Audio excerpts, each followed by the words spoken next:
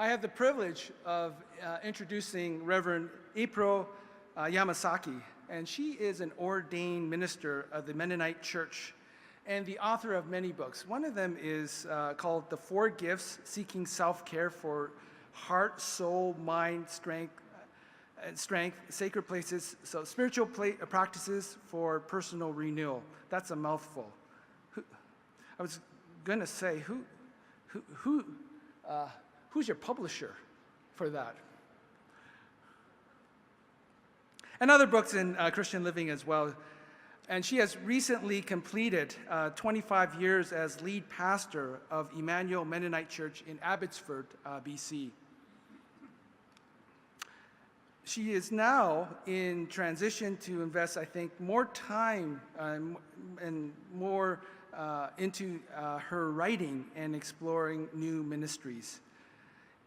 The new news as of today is that she will be creating a resident author partnership with Valley Crossway, which is a liturgical worship community in Abbotsford.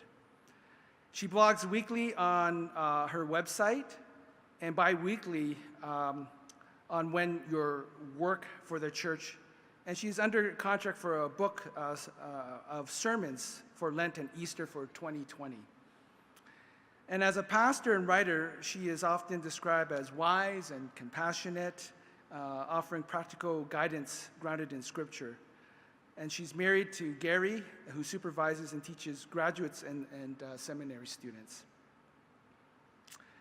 Now, April's presentation is Congregations and Change, Inward, Outward, Godward. How do you introduce change and bring people along with you, especially when moving from a more inward-looking church to an outward-looking one? And this is the story of one congregation by one pastor, of what works, what hasn't, and why we're still so much, very much in the process. So April, please come.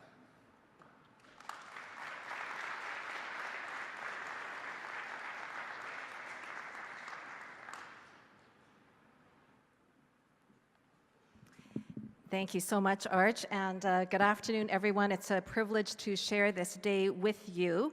And just while we're testing the microphone levels and I'm making sure that you can hear me, I'll just answer your question, Arch. My publisher is Herald Press, and that's actually 2 books, so 4 Gifts, Seeking Self-Care for Heart, Soul, Mind, and Strength, and then also Sacred Pauses, which came out a few years ago, personal spiritual practices for personal spiritual renewal. Well, I have just 4 more days as the pastor of my church, and so I've been saying a lot of goodbyes lately. And one of the ways we've been saying goodbye to one another is that our adult education people said, you know, would you do 4 sessions of adult education this fall? And the first one to reflect on your initial call to faith and your call to ministry, because not everyone in the church would know that story from years ago. And can you do the second session on the key things that you have learned in your ministry with us? The third session more on transition, and then we're going to have a panel of a few people from the congregation to share their experience of the last 25 years and give you a chance to respond. And I loved having that kind of opportunity to reflect on my over 25 years as of last Easter with the church. And it was wonderful to have between 50 and 70 people at each session from youth to seniors. And that was a fabulous turnout for us, especially at 9:30 on a Sunday morning for Sunday school before our main worship service. But in the Q&A time for one of our sessions, one of our older, longtime members of the church said, but aren't you painting a rather rosy picture of the church? Some people are leaving, and we have all of these challenges. I'm concerned. And I had to agree with him. I've been told before that I most often wear rose-colored glasses, where some people see the glass half empty and other people see the glass half full. I see the glass full to the brim of possibilities. So I said that morning, that's why we need all of our stories, so that we can fill in the blind spots for one another, so that we can correct one another, so that we can have a more complete picture. So I wanted to value all of the stories in our congregation and all of our stories here. I think it's a really great thing that we are doing together today. Well, after the session, another one of our older, longtime members of the church came to me and he said, you know, we do have all of these challenges, but the church, not just our congregation, but churches in general, have always faced challenges. And he said, I'm encouraged when I see all of the new young families in the church. A parent of preschool and school-aged children said to me, I don't know what he was talking about. What did he mean? Of course, the future is rosy for the church. God's got us. And a professional in midlife said, well, of course, anyone in ministry has to be a bit of an optimist. Otherwise, you would just give up. So today, I'm not coming to you as any kind of an expert on congregations and change. And even when it comes to telling the story of my own congregation, what I share with you is just one part of the picture. The older, longtime members, the parents, the professionals, each person in the church would have their own version of the story and would tell it in their own unique way. And we need all of those stories together to get a more complete picture. So how do you introduce change and bring people along with you, especially when moving from more inward-looking to more outward-looking? As a pastor and writer, the first thing I wanted to do with this question was to exegete it, to take a step back and look more closely at the question itself. Just as in preaching, I want to take a step back and look seriously at the text, I wanted first to look seriously at this question, and in that way tell you some of my church's story. So for the first part, how do you introduce change? Well, I was first called as an interim pastor to Emmanuel as a church in trouble. The previous pastor had literally been there one Sunday and he was gone the next Sunday. And there were various versions about that, as you might imagine. Some say, well, he resigned abruptly. And some said, well, he was pushed out. And some said a combination of the two. Whatever had happened, after 6 years of pastoral ministry in that congregation, he was suddenly gone and the church was left reeling. At that time, I had a master's degree of theological studies, a few publishing credits, and I was teaching at a local Bible college. I had done some guest speaking in that church, invited by the previous pastor. And after he left, since my husband and I were attending that church, and the church was relying more on people within the congregation to carry the responsibilities of pastoral leadership, I was asked if I would lead the 4 worship services leading up to Christmas, the 4 Sundays of Advent. I gladly said yes because I love planning and leading worship. I had done some of that in other churches we had attended before. But to my surprise, after the very first worship service, a woman came up to me and said, "How would you like to be the pastor of this church?" And I did exactly what some of you are doing. I laughed because it was the furthest thing from my mind. And yet, over the next few weeks, more and more people in the church began asking that same question. And God took me from not at all thinking about pastoral ministry to becoming curious and then excited to accept the church's call for what I thought and what everyone thought would be a short-term assignment. I had the summer with them, a leave of absence from teaching, and then by January, I thought I'll be back teaching and the church would have a real pastor. So I came into pastoral ministry in a rather unusual way. I wasn't at all trying to introduce change, but I soon realized that even without trying, somehow I embodied change. I brought change with me. While most in the church were historically and culturally Mennonite, primarily first and second generation Canadians, I was a third generation Canadian with a Chinese background, married to a third generation Canadian with a Japanese background. As a child, I had gone to a Lutheran Sunday school, then a Baptist youth group. I was baptized on confession of faith and confirmed in the Anglican Church. I went with a friend to a gospel hall for a time, and I sampled many other churches before finding a home in the Mennonite Church. I was the first woman called to a leading pastoral role by that congregation, and the first woman as a lead pastor in Mennonite Church, British Columbia. So I found that even without trying to introduce change, I found myself bringing change just by being in the room and being myself. So for me, this question is not just about introducing change, but how are we authentic in the midst of change, recognizing and responding to the changes that are already happening around us, discerning what changes to advocate for and to nurture, and to learn to live in the midst of change. Well, the second part of the question, and bring people along with you. Now, this is not a picture of everyone in the church, but it's a representative of the church, from newborns to seniors. And at this point, we just simply said, we want to take a picture. We're sending this young family off as mission workers in the Philippines, and so let's have a group picture. So that's what that's about. When I started as an interim pastor, people were leaving the church. The exodus had actually started happening a few years earlier as people started leaving to one of the mega churches in the city. Others began leaving out of confusion or dismay at the previous pastor's abrupt leave-taking.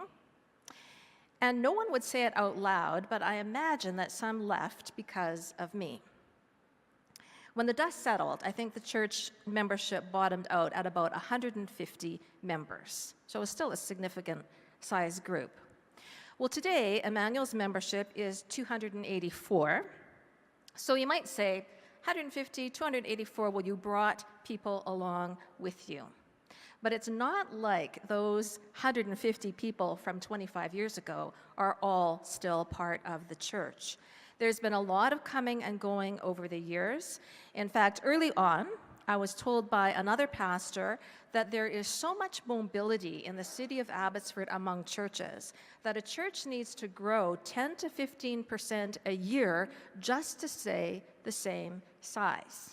And that is not at all a scientific or verified number that would pass any sociology test, but it expresses some of my experience with the church. There's been a lot of coming and going over the years, and what used to be a primarily first and second generation Canadian culturally Mennonite church has become somewhat more diverse, with people like me and my husband, with people from Kenya, from Cameroon, from Vietnam, from Korea, from other parts of Canada, from Presbyterian and Anglican and Salvation Army and other church backgrounds, and from no church background at all. And then the last part of the question, especially when moving from more inward-looking to more outward-looking. In some ways, that movement from more inward to outward was already part of the DNA of the church long before I started. Emmanuel had begun in 1981 as the daughter church of a German-speaking Mennonite congregation. And out of that German-speaking congregation, about 40 people, a core group of 40, wanted to form a new church. Some had children who were more at home in English than in German. Some were marrying spouses who didn't know the German language. Many in that core group were related to one another or worked with one another. Some of the key people were builders and entrepreneurs. The oldest in that core group were just in their mid-40s. So they started a new young church that would be all English-speaking. And what's more, they chose as their key scripture Jesus' Great Commission to go into the world and make disciples of all nations. I don't think they realized then how prophetic those words would become in the life of the church. But as they moved from German to English, They moved from more inward-looking to more outward-looking, and over time, that also meant they gathered in people who were from many different backgrounds. So that movement was part of the DNA of the church. So with that background, and just framing the question in that way, here are 8 partial answers that I'd like to highlight as they have emerged from our experience as a church. How do you introduce change and bring people along with you, especially when moving from more inward-looking to more outward? For my congregation, that's meant organic change, not something artificial or superficial or imposed from the outside, but change that has grown out of who we are together as a church. Change that comes from a deep place of who we are and who we believe that God is calling us to be. So for example, that change from the German language to English wasn't imposed by someone from the outside who thought that it would be a good or a strategic thing to do. It came from the people themselves who realized that they were no longer exclusively German-speaking, and so they sought to be a church that would reflect their new reality. And over time, that English-speaking community became an openness to people of other ethnic backgrounds, including calling me as an ethnic minority woman to pastor a largely white congregation. A number of years later, as the church grew more diverse, when we worked on our church profile, one of our initial drafts said that the church is a multicultural congregation. But that was really more aspirational than it was our lived reality. We're not there yet, said one of our members. So we reworded it to say we are a church striving to embrace our multicultural and multi-ethnic community. That was part of who we were as a church. So when we had the opportunity to start a new Vietnamese church plant, it seemed like another natural, organic change for us. We were first approached by the Vietnamese Mennonite Church, which is in Vancouver, about an hour's drive from Abbotsford, and they said, we realize that there is no Vietnamese church in Abbotsford, but there are at least 1,000 Vietnamese people in the city. So would you partner with us? The Vietnamese pastor from Vancouver would commute out to begin the work. Our church would provide a little bit of seed money and a place for them to meet, and our provincial denomination would provide some seed money as well, and all 3 of us partners would take part on the initial steering committee. Today, we have a vibrant Vietnamese ministry of about 30 people. About half are youth and children. They host about 100 Vietnamese people at their outreach banquets, which are about twice a year, and they support the work of the Vietnamese church in Cambodia. Though they are still a small group within Emmanuel, their concern for evangelism and their way they structure themselves deliberately for prayer also has challenged us as a wider church, and I think we've got a lot to learn from them. How do we share our faith? How deliberate are we at praying for the church and for reaching out to our community? This has been a good change for us as a church, an organic change that was rooted in the church's own self-understanding. And that meant we didn't have to work so hard at convincing people of the need to make this change. There was a greater ownership of the change from the start and a greater willingness to work at it. Not long ago, our denomination held a leadership training day for pastors and had a consultant who works with churches and other organizations on conflict, change, and revitalization. And he especially said for those churches working at revitalization, he said to the pastors, think about your group of people. Think deeply about the people who are already part of your church, and then ask yourself, what is most amazing about this group that could be the foundation for the future? And that's how I think of organic change, something amazing that's already part of the group that is embedded in their identity and life of the church that could be the foundation for change and for the future. A second key for us has been collaborative leadership. Early on in my ministry, I had the opportunity to be a guest speaker at Emmanuel's mother church. It's still mainly German-speaking, but has an English congregation as well. So they had this joint service in English, invited me to speak. In the coffee time, a couple came forward and thanked me for being there as the pastor of their daughter church. And then the husband said, "You know, you're all right, but we don't like it when women come in and change everything."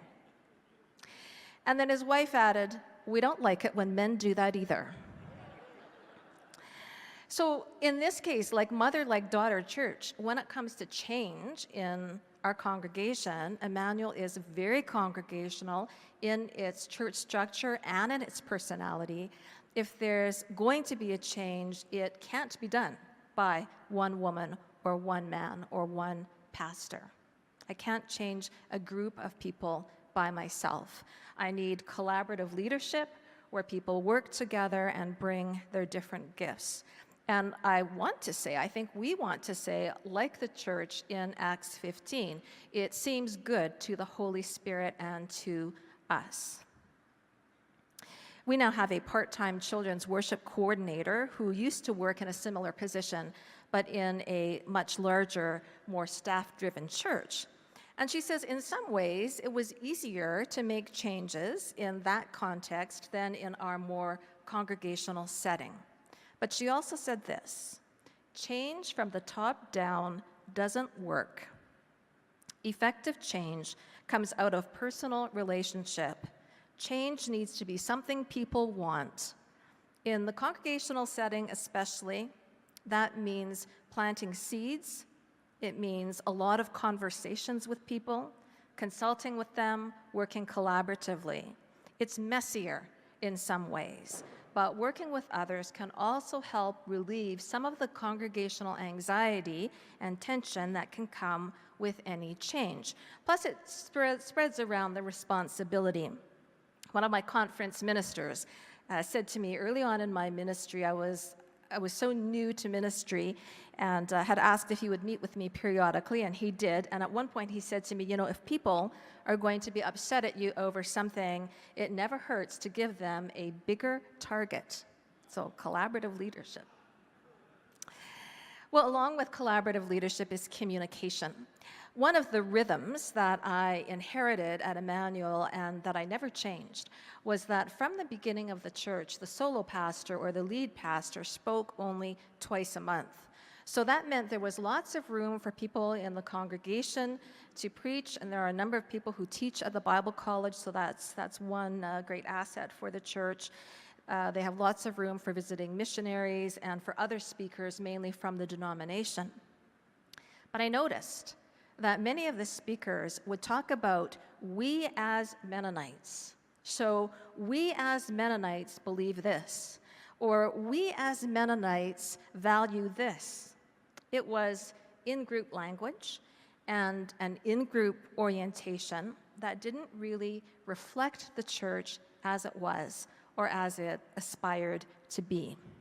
I and others were there, and it didn't reflect where the church was going, especially once we worked on our church profile and we articulated that desire to embrace our multicultural and multi-ethnic community.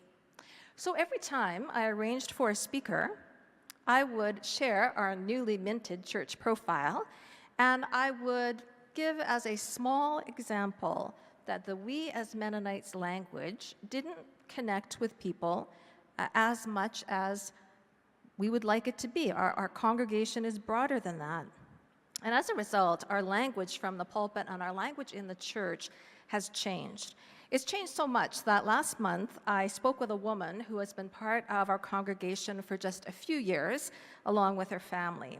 She had tried other Mennonite churches, and she said to me, "You know, I'd almost given up. I'm not Mennonite," she said. "We're loud. We say what we think.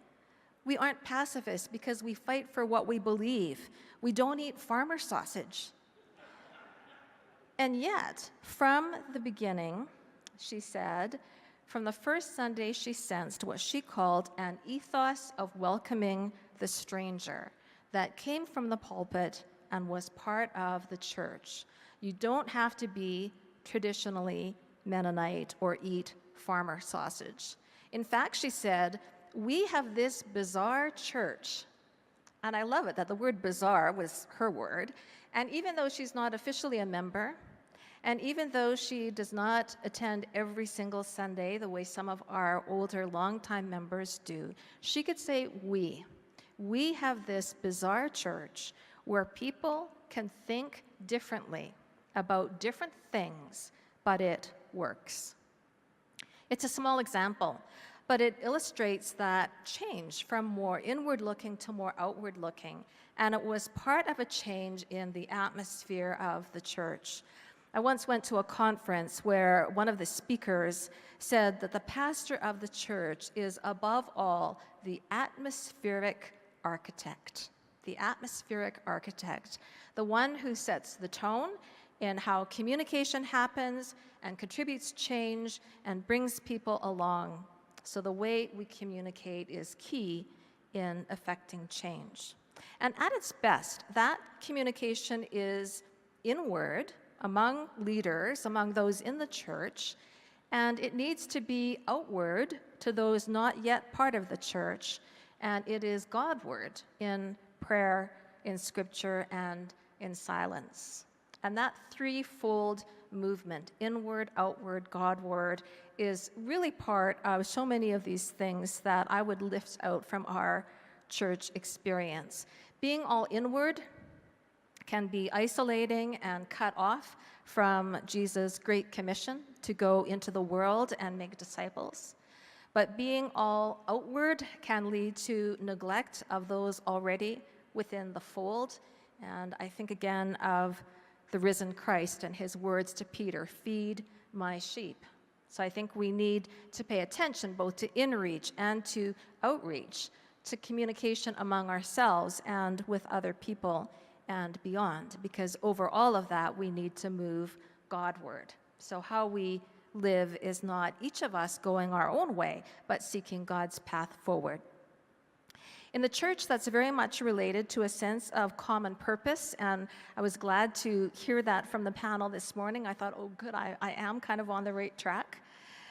For my adult education series, reflecting on my years of ministry, one member of our panel was a former council chairperson, and he said in his view, one of the legacies of the last 25 years was identifying and articulating our core values as a church. And he was kind enough to give me credit for that, but it was very much a product of collaborative leadership with he and our church council engaging the church at congregational meetings, in Sunday school classes, in the youth group, in small groups.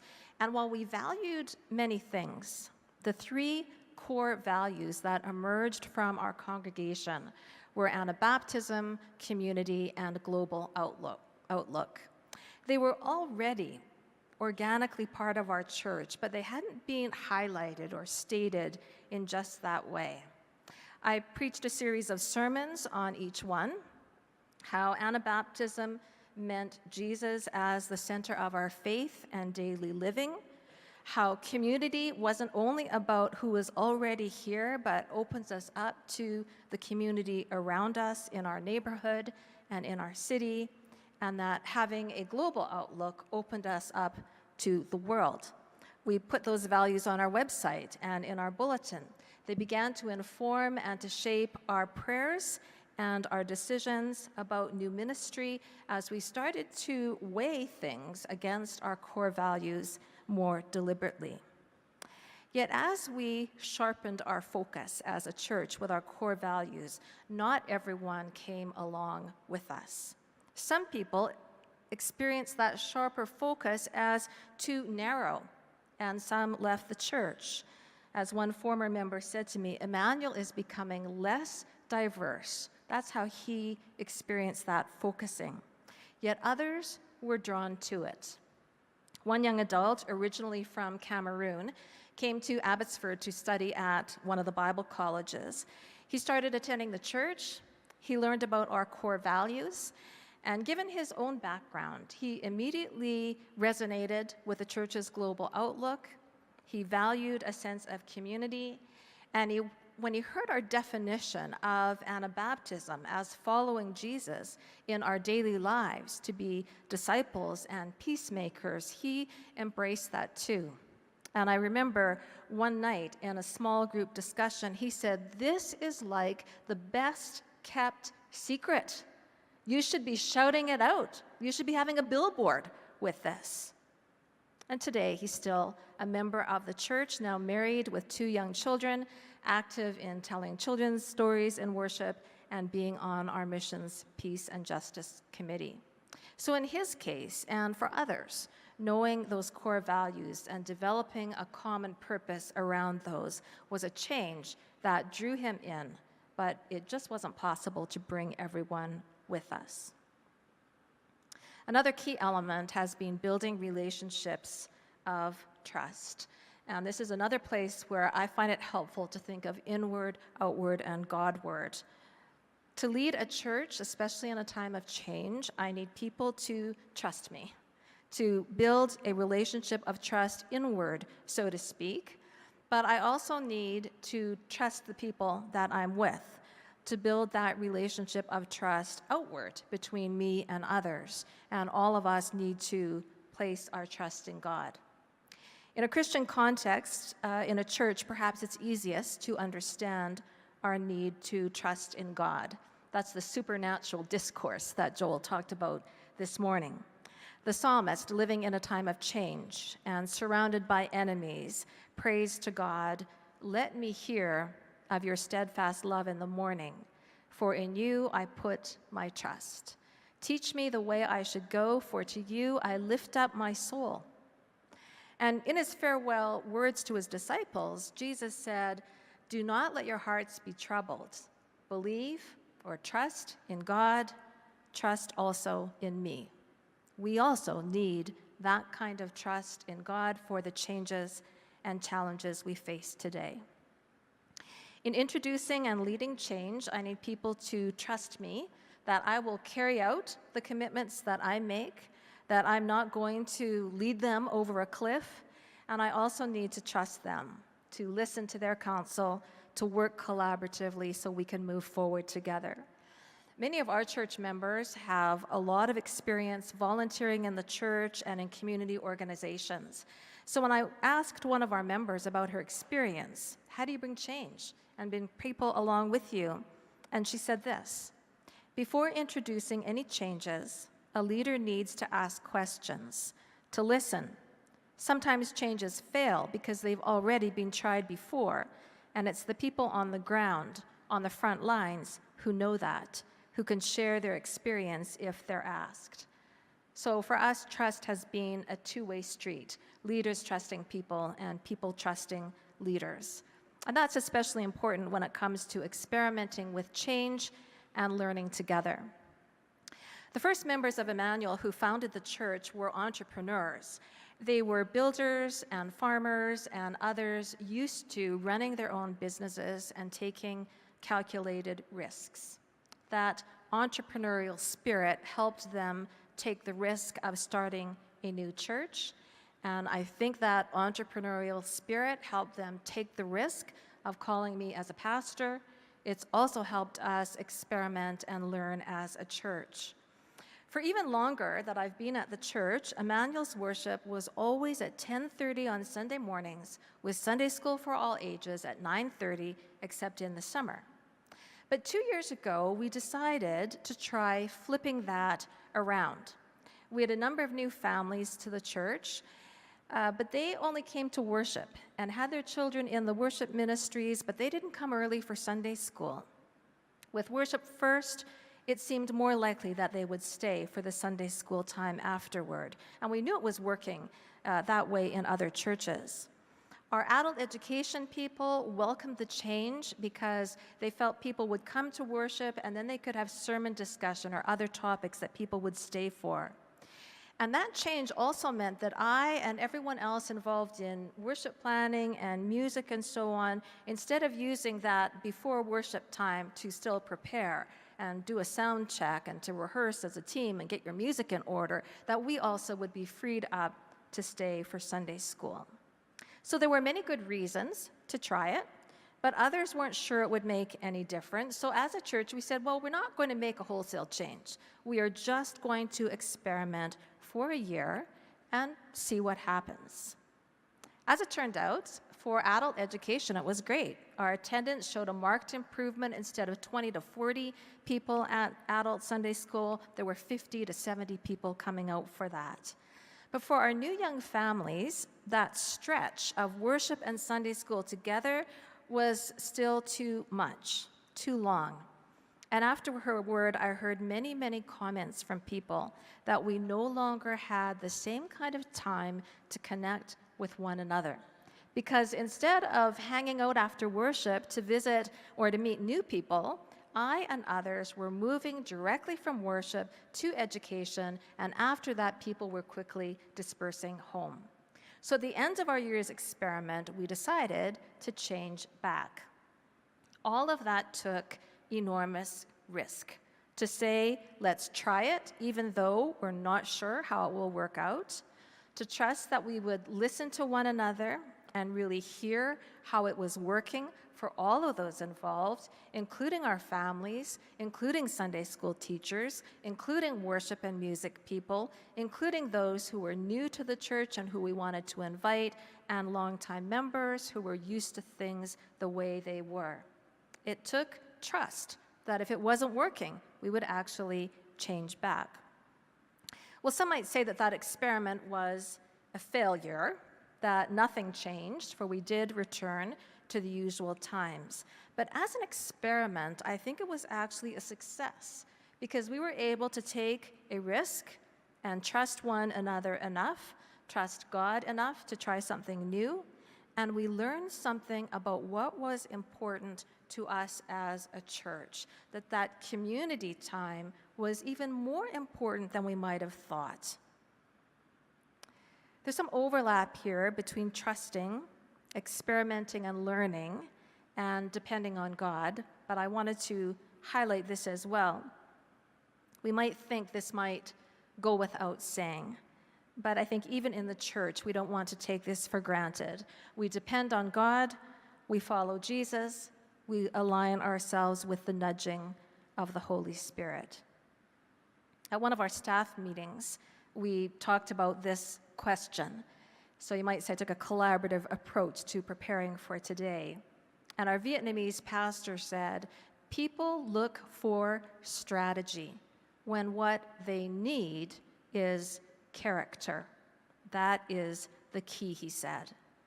And certainly in Scripture, there is an emphasis on character. When the Apostle Paul writes to the church in Philippi about Timothy as a young leader, he says, you know his character, how he labors with me for the gospel like a son works with his father.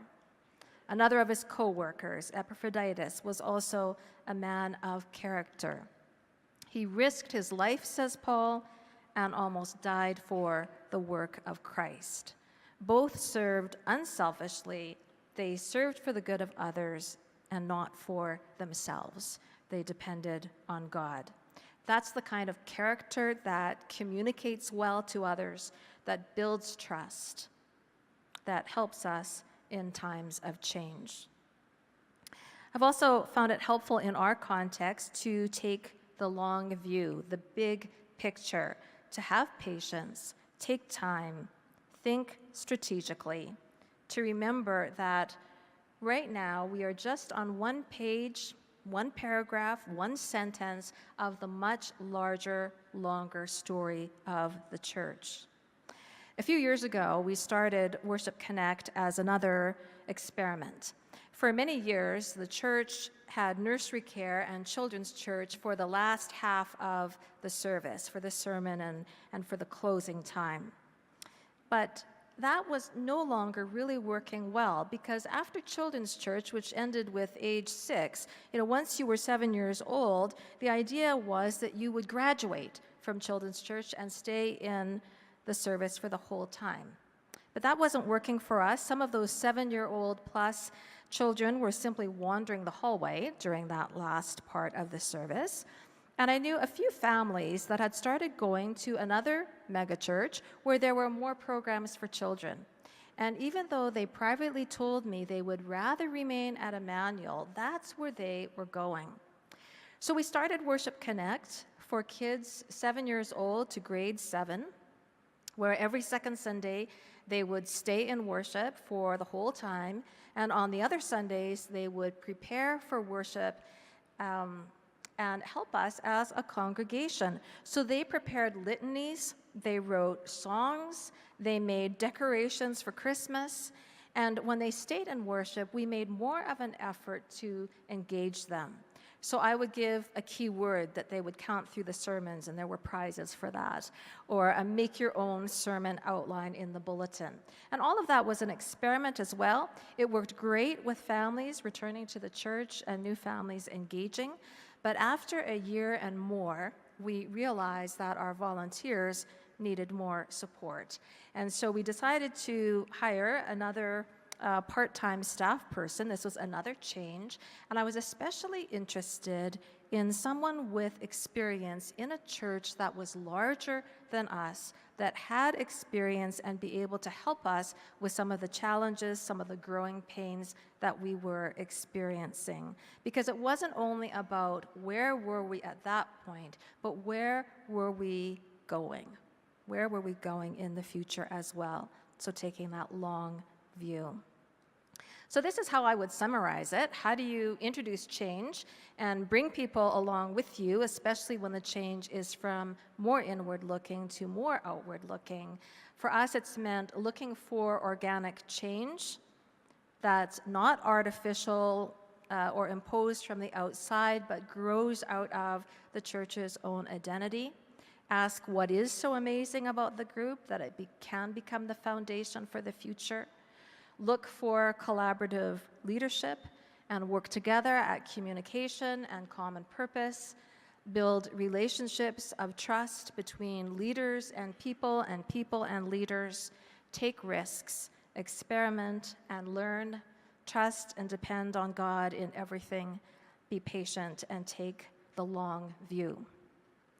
Well, these are just a few highlights, not at all a definitive list, but some of the things that have been significant for us as a congregation.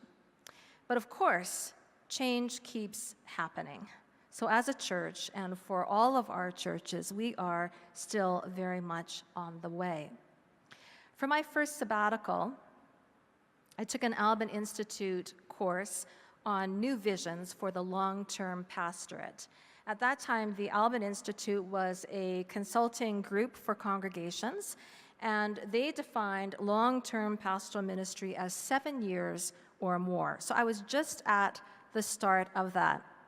And I remember I talked with a resource person who led that series, and I told him how Emmanuel as a congregation had started as a family-sized church of about 40, where many were related and worked together and saw one another.